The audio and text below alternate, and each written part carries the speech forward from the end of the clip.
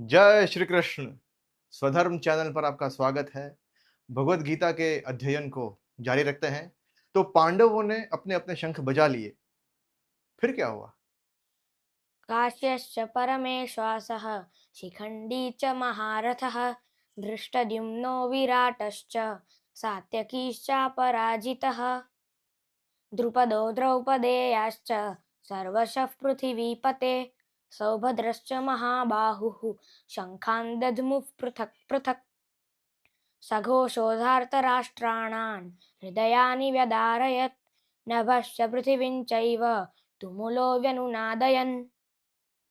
हे राजन, महान धनुष वाले काशी के राजा तथा महारथी श्रीखंडी, वैसे ही महारथी दृष्टद्युम्न, राजा विराट और कभी ना हारने वाले सात्यकी, वैसे ही महाराज द्रुपद, द्रौपदी के पांचों पुत्र और बड़ी बड़ी भुजाओं वाले सुभद्रा के पुत्र अभिमन्यु, इन सभी ने अपने अपने शंख बड़े ही जोर से बजाए। उसके बाद पांडवों के इस भयंकर शंखनाद से धरती और आकाश गूंज उठे और धृतराष्ट्र के पुत्रों के हृदय विदीर्ण हो गए।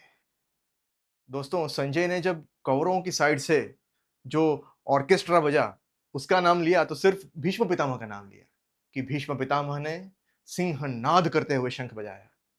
बाद में उन्होंने किसी का नाम नहीं लिया। बाद में उन्होंने वस्तुओं का नाम लिया, म्यूजिकल इंस्ट्रूमेंट्स का, कि भाई नगाड़े बजने लगे, ढोल बजने लगे, नरसिंगे बजने लगे, वगैरह वगैरह। लेकिन व्यक्तियों का नाम नहीं लिया। शायद कौरवों की आर्मी में या कौरवों में वस्तुओं का महत्व ज्यादा है, व्यक्तियों का नहीं। लेकिन जब पांडवों की बारी आई तो ना ही सिर्फ हर एक पांडव का नाम लिया, भगवान का नाम तो लिया ही भाई, लेकिन उनके शंख का भी नाम लिया। उनके शंख बजा लेने के बाद और किस किसने शंख बजाया यह भी बताया। टोटल 18 नाम लिए उसने। और वहां से कौरवों की ओर से सिर्फ Bhishma Pitamah. Yes, of course, ये बताता है कि संजय का बायस किस तरफ था। लेकिन धृतराष्ट्र जी को ये सुनना पड़ेगा। संजय का अगर बायस भी है तो ये उनको सुनना पड़ेगा। संजय धृतराष्ट्र की ओर बायस रखकर ही पूरा संदेश लेकर गया था ना पांडवों को समझाने के लिए।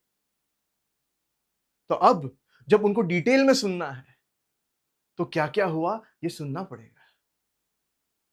बाद में ये हुआ कि जो वो शंखनाद था, और सारे इंस्ट्रूमेंट्स नहीं थे, सिर्फ शंख था, लेकिन वो शंखनाद, द कलेक्टिव साउंड, वो इतना भयंकर था कि धरती और आकाश गूंज उठे और कौरवों के, धृतराष्ट्र के पुत्रों के हृदय विदीर्ण हो गए। विदीर्ण करना यानी कि बीच में से फाड़ देना, दिल छलनी हो गया उनका।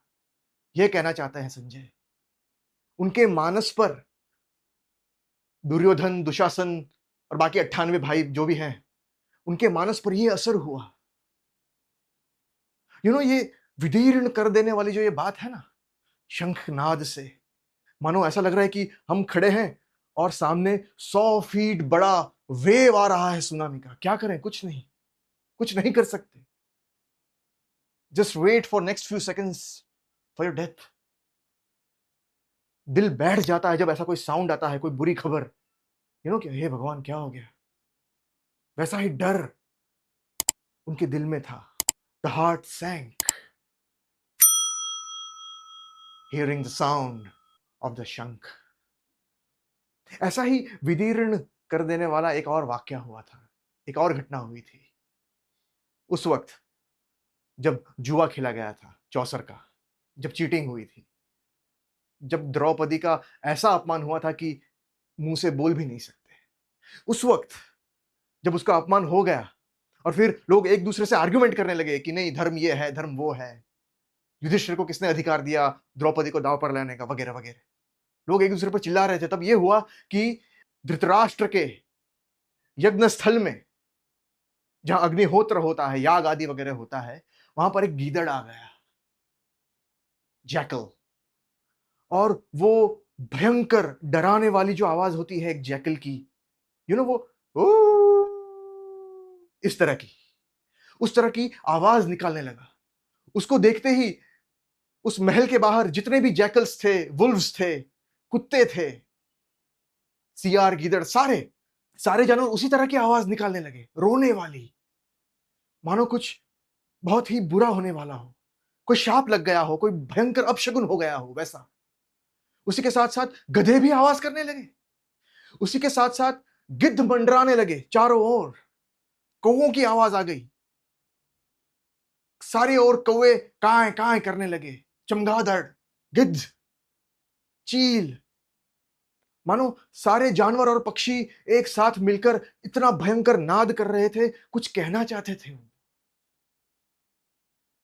गिद्ध तो तभी मंडराते हैं जब लाश पड़ी हो या कोई मरने वाला हो। तो ये सारे गिद्ध इस हस्तिनापुर के महल पर क्यों मंडरा रहे हैं? कौन मरने वाला है? कैसा अपशकुन होने वाला है? इस नाद को गांधारी ने सुना, विदुर ने सुना, भीष्म पितामह ने सुना, आचार्य द्रोण ने सुना, कृपाचार्य ने भी सुना, और वो समझ गए कि बहुत बड़ा अपशकुन हो गया है, टाले ना टाला जाए वैसा। इस आवाज ने विदुर और गांधारी के हृदय को खास करके विदीर्ण कर दिया। वो दोनों डर गए कि ये क्या हो रहा है, और धृतराष्ट्र के पास जाकर विनती करने लगे कि महाराज अब तो कुछ कीजिए, ये सुनिए, ये नाद आप देख नहीं सकते, सुन तो सकते हैं। तब धृतराष्ट्र ने गुस्से में आकर दुर्योधन से कहा कि ए मूढ़, मंद बुद्धि, तू तो जीते जी मर गया है और साथ साथ अपने कुल को भी ले डूबेगा। जिस नाद ने गांधारी और विदुर के हृदय को विदीर्ण कर दिया था, आज वो उन जानवर और पक्षियों की जो आवाज थी, उनका जो रोना था, रुदन था, वो अब इस शंखनाद में बदल चुका है। ये महाविनाश जिसने दुर्योधन और उसके भाइयों के हृदय को विदीर्ण कर दिया, वो शंखनाद, वो विनाश अब आ गया है। उन जानवर और पक्षियों की आवाज ने दुर्योधन के हृदय पर कुछ नहीं किया था, उसको कुछ फर्क नहीं पड़ा। वो बड़ा खुश था पांडवों का अपमान करके, द्रौपदी का अपमान करके, उसका ध्यान वहां गया ही नहीं, वरना लिखा होता वेद व्यास जी ने महाभारत। लेकिन यहां हुआ, ये शंखनाद सुनकर उसका हृदय विदीर्ण हो गया। लेकिन भाई मेरे, अब बहुत देर हो चुकी है। उन जानवरों के कोलाहल, उनके रुदन और इस शंखनाद में बहुत बड़ा समय था, 13 वर्षों से भी ज्यादा बड़ा समय अपनी गलतियां सुधारने का। लेकिन आज छलनी हुए दिल वाले दुर्योधन, आपने कुछ नहीं किया, अपनी गलतियों को सुधारा नहीं बल्कि और बढ़ाया, अपने पाप और अपराधों को और बड़ा किया। इसलिए जो उस दिन वो जानवर और पक्षियों का जो रुदन था, आज वो अब शंखनाद बन गया है। और उसमें भी जिनके भीतर से धर्म निकलता है, वैसे भगवान श्री कृष्ण ने सबसे पहला शंख बजाया। अब बस यही देखना है कि बस अब तो युद्ध शुरू हो ही गया है कि पहला बाण कौन चलाता है। कौरवों की ओर से भीष्म पितामह चलाते हैं, दुर्योधन, या पांडवों की ओर से अर्जुन? क्योंकि अब तो बस युद्ध शुरू होने ही वाला है, और पहला बाण कौन चलाएगा ये हम देखेंगे अगले एपिसोड में। तो पहला बाण चलेगा या कुछ और होगा, मुझे नहीं पता, देखते हैं। मिलते हैं अगले एपिसोड में। हमारे चैनल को लाइक, सब्सक्राइब और हाइप प्लीज जरूर कीजिएगा। जय श्री कृष्ण।